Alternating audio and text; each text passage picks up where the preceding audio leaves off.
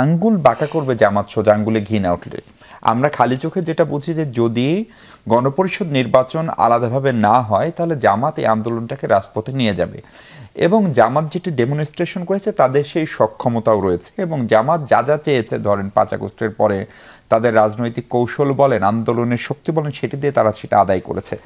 ফলে জামাত ইসলামের কেন্দ্রীয় নেতাদের এই হুমকি ধামকিতে আসলে অথবা যে আলটিমেটাম দিচ্ছে সেটাতে আপনারা যারা রাজনীতি করেন তাদের প্রতিক্রিয়াটা কি, বা এটা কি ভয়ের কিছু কিনা, সরকারকে এখানে আত্মসমর্পণ করবে কিনা শেষ পর্যন্ত? আসলে ভয়ের না, আমি যে এক একজন নেতার বক্তব্য বলার ধরন, আসলে যখন বিভিন্ন জায়গায় তারা বক্তব্য দেয়, বক্তব্যের আমেজ বা কথা বলার আমেজ টকশোতে যখন কথা বলে তার থেকে আসলে অনেক ভিন্ন হয়।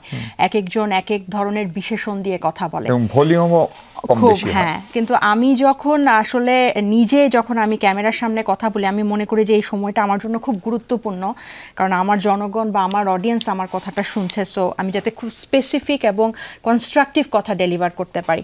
সো এই ধরনের বক্তব্যের আসলে বিশেষণটাতে না গিয়ে আমি যদি বলি যে আপনি এখন আসলে ভয় দেখানোর টাইম না, এটা হচ্ছে প্রথম বার্তা। কেন ভয় দেখানোর টাইম না? কারণ আপনি সরকার আপনাকে এক সপ্তাহ সময় দিয়েছে, আপনি নিজেই 2 সদস্যের কমিটি করেছেন, আপনি নিজেই বিএনপির সাথে ফোনে কথা বলছেন, আবার 9 দলের মধ্যে কথা হচ্ছে। এটা কিন্তু 5 বছর পর পর একটা রেজিম পরিবর্তনের সময় না। আপনার কিন্তু ইতিহাসের সাথে জনগণের কাছে কিন্তু আপনার একটা দায়বদ্ধতা আছে। আপনি একা একা একটা নিজস্ব দাবি নিয়ে, এই যে আইনি ভিত্তির কথা বলছি আমরা, আইনের ভিত্তি তো সবাই চাই।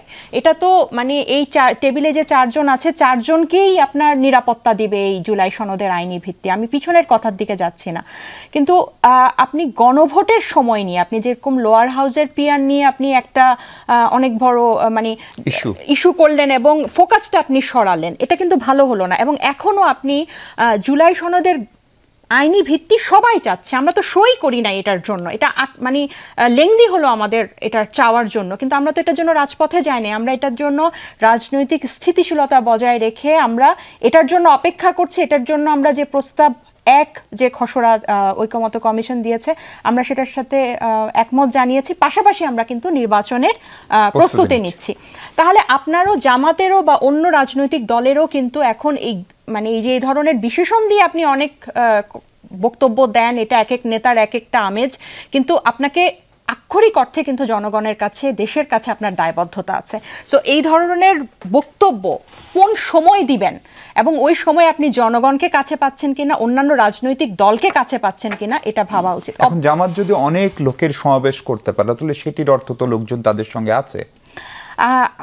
জামাতের লোকজন নিয়ে কিন্তু আমাদের বরাবরই এটা আসলে একটা মানে অনেকে হয় যে যারা জামাত সমর্থন করে সবাই রাজপথে চলে যায়। হ্যাঁ, যারা দেখা যায় যে মানে আপনি ধরেন আমি রাজনীতি করছি না কিন্তু আমি এনসিপিকে আদর্শ সাপোর্ট করি, আমি তো মাঠে যাব না, আমি তো বাসায় বসে দেখব।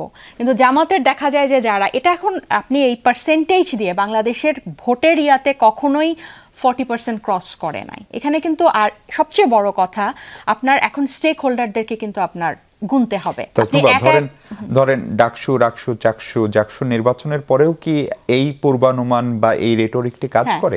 আমি পুরো পূর্ব আর না, কিন্তু আমি বিশ্ববিদ্যালয় বা ক্যাম্পাসের এই জিনিসটাকে জাতীয় নির্বাচনে নিয়ে আসতে চাই না। কেন নিয়ে আসতে চাই না? আমি জামাতকে একটা রাজনৈতিক দল হিসেবে দেখতে চাই।